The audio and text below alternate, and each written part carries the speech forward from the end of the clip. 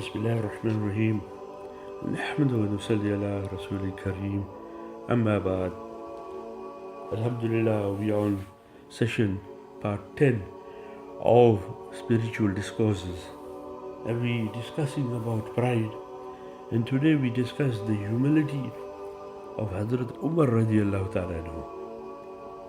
It is well known that when Hadhrat Umar radiallahu ta'ala anhu was traveling to Sham, he took turns riding with his slave.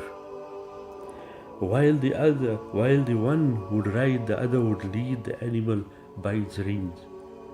On one occasion, Hadhrat Umar radiallahu ta'ala placed his shoes beneath his arm so as to cross some water.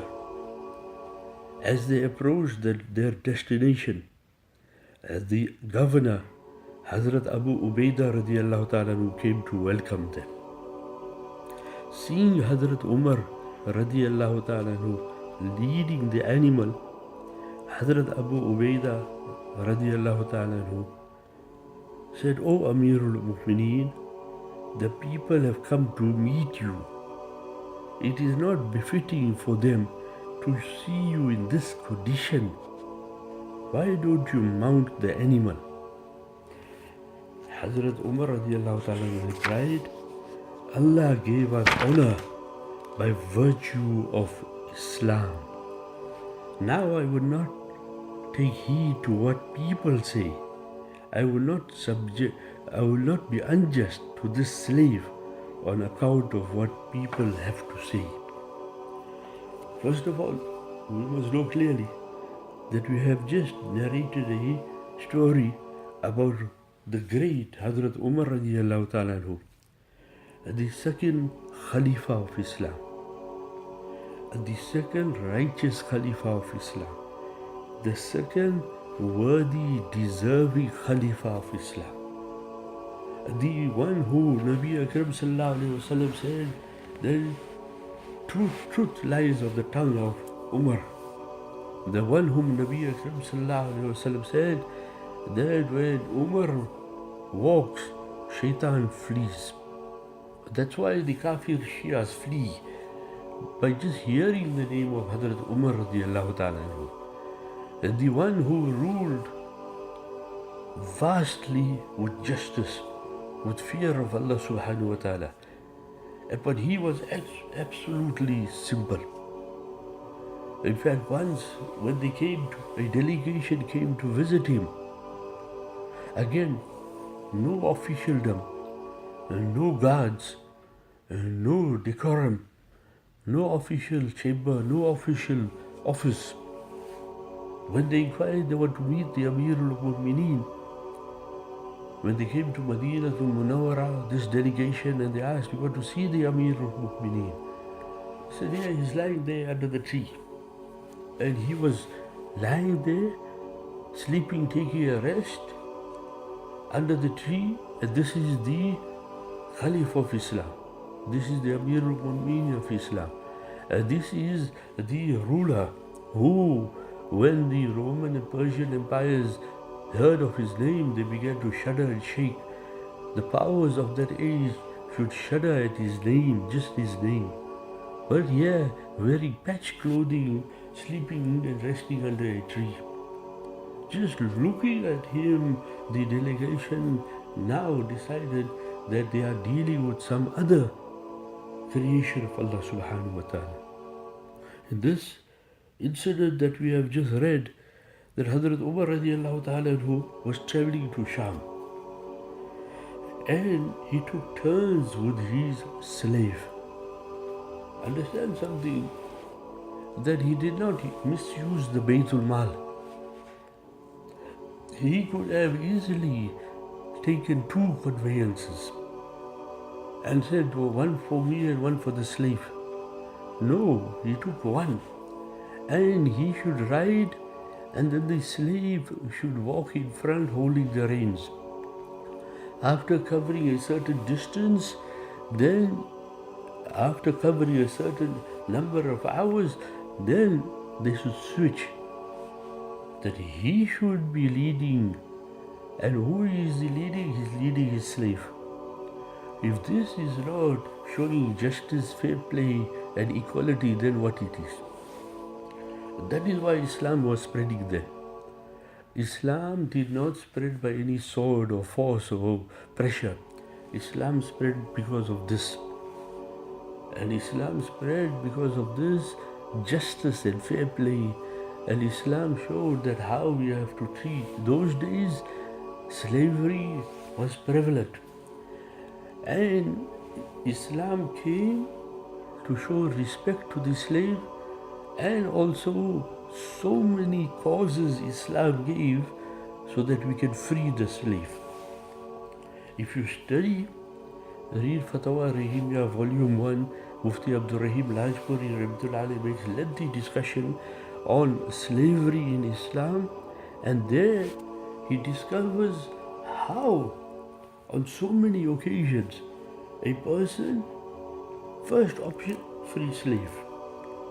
For example, when it comes to Ramzan, then before even thinking of kafara, feeding of 60 people, then free slave.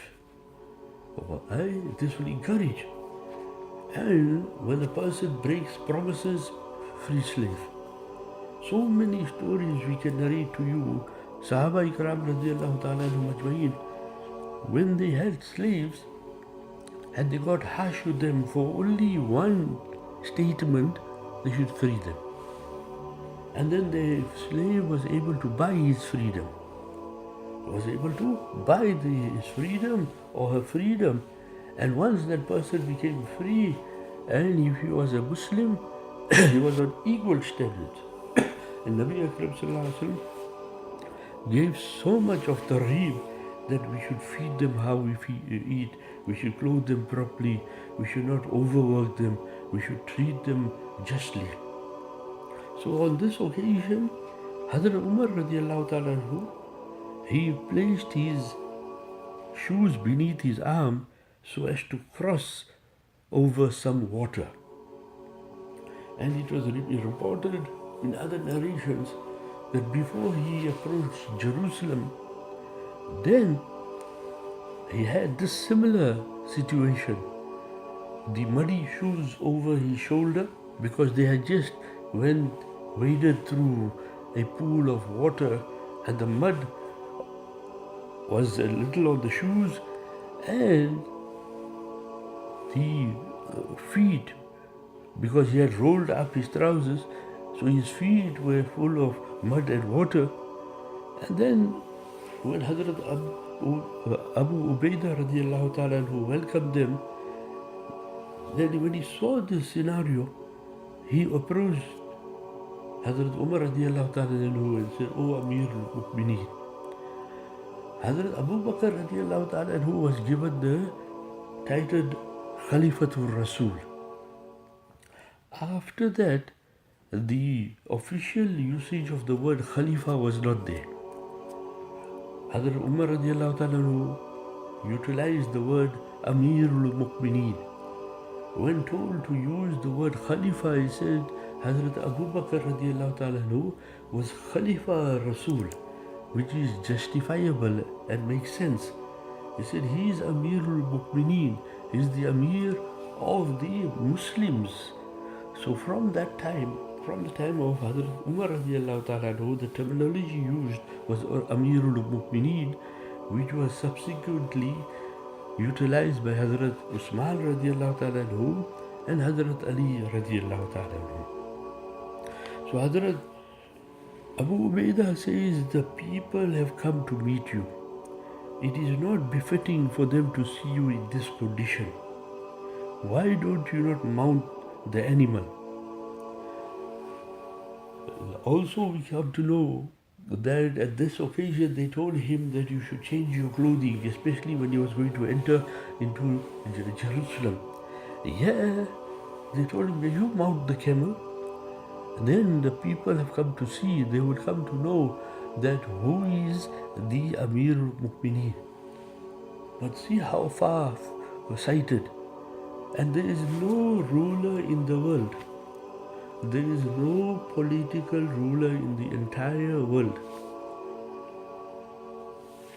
that if you look at all these kuffar rulers, Napoleon, Hitler, Stalin, Lenin, you name these people, they never did what Hadhrat Umar radiallahu ta'ala anhu has done yet. That he says that no, when it is the turn of the slave to mount, the slave will mount. And when it is his turn to walk in front holding the reins, he will do that. And then he says, which is very pertinent and quotable, that Allah gave us honor. Allah gave us honor by the virtue of Islam. Now I will not take heed to what people say. I will not be unjust to this slave on account of what the people have to say. Now this is so pertinent and potent that it has to be written in gold. A'izz al-Islam lana. That Islam has given us izzat. Islam has given us honor. Islam has given us dignity. Islam has elevated us. Islam has given us glory. Islam has given us position. Islam has given us status. Unfortunately, that so many out there suffer from inferiority complex to such an extent that many do not want to wear a beard due to inferiority complex and not realizing that the beard will give us dignity. So many out there do not want to adorn the hijab. They think this is backward. MashaAllah. So many you'll find that when you're traveling in the car and you got your kirat on, and if some other non-Muslim is with you or you have to give him a lift, then out of inferiority complex you put that off. So many are those who do not want to state that we are Muslims.